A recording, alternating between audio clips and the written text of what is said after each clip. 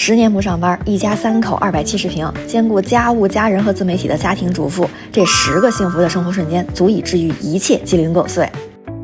雨雪大风天宅在家里，不管是做家务还是听歌插花，每一滴雨雪，每一寸微风，都能把家里的一切衬托得惬意浪漫。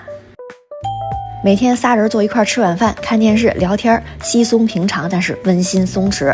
如果饭菜还被一扫而光，那幸福感又能翻番。每次拿出洗烘一体机里边温热蓬松的内裤，真是省时省力，不用自己动手，比手洗的还干净精致。专为洗内裤设计的0.5公斤容量，旅行回来咱3、4条一块洗没问题。都知道内裤上的血渍特别难洗，放几天就更别提了。用这个血渍洗功能，放了4天的血渍也能洗干净。日常清洗的话呢，高温蒸煮洗再烘干。它悄悄洗着，我踏踏实实睡我的。小吉在分类洗行业10年了，质量非常靠谱。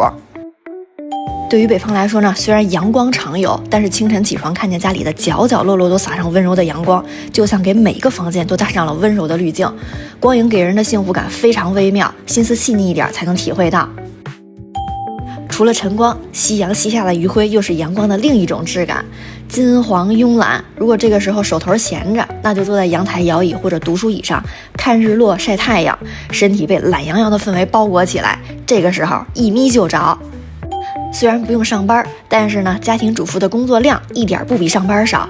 做完家务之后，顶着疲惫洗个热水澡，涂好身体乳，吹干头发，闻着淡淡的洗发水和身体乳的留香，一下子窝在沙发里欣赏自己刚刚的劳动成果，麻酥酥、松散散的惬意从脚底直送到天灵盖。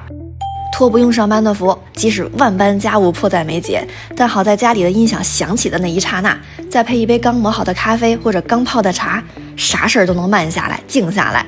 把音乐当作家务的主节奏，把茶水当作家务的润滑剂，烹煮洒扫，行云流水。家务呢就是乐趣，就是居家版的华尔兹。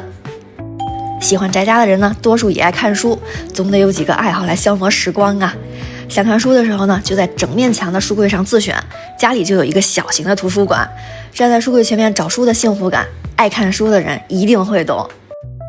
还有个老习惯也能给足我幸福感，插花。从开箱的那一刻开始，世界就是我的了。打理、醒花、插花，家里有花的角落都能让我停下来3、5分钟。插花养性、耐性、心性，还能让审美成长。